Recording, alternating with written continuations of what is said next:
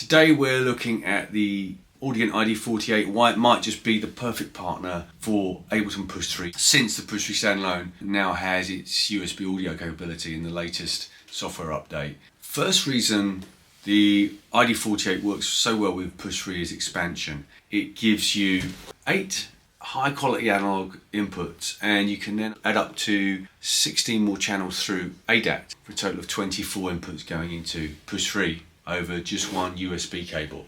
You can expand very cost effectively using rack mount ADAT preamps or expanders, which are widely available at different price points. Now Push 3 then sees all 24 inputs, 8 analog plus 16 ADAT, as individual channels for monitoring, processing and multi-track recording in standalone mode.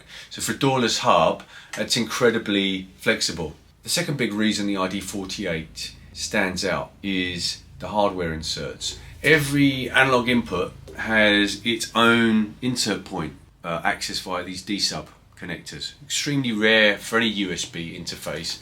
As far as I know, I think that's pretty unique actually, let me know if I'm wrong, but these inserts let you place compressors, EQs, other kinds of effects or your favourite pedals in the signal path before the audio hits Push 3. So if you want to shape your synths or drum machines using outboard, it's pretty much unbeatable for a standalone workflow like that. Third, sound quality. Audient's preamps are consistently rated among the best in their class. Clean, transparent, low noise.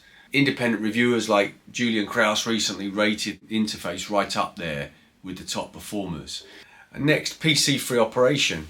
With the iD software, you set up the internal mixer, the stereo links, routing and monitoring exactly how you want it. You save it as a standalone state, and once that's saved you can disconnect it from the computer and it remembers everything. So when you plug it into the Push 3 it behaves as you configured it.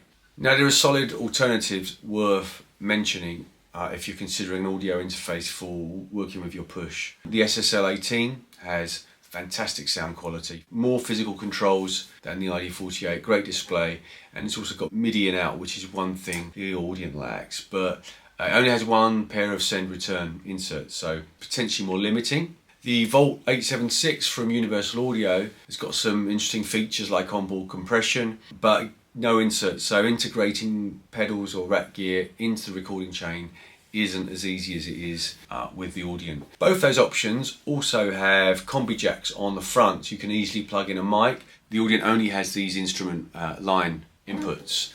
So what are potential downsides of the Audient? One thing, if you do want to make the most of those inserts, you've got to invest in some D-sub cables. Secondly, because the connectivity is all on the back and very little on the front, you either need to have it in a place where it's easy to access those rear connections. And actually, one thing to note is that although I've got it set up for rack mounting, you can take these off and it can work as a desktop unit.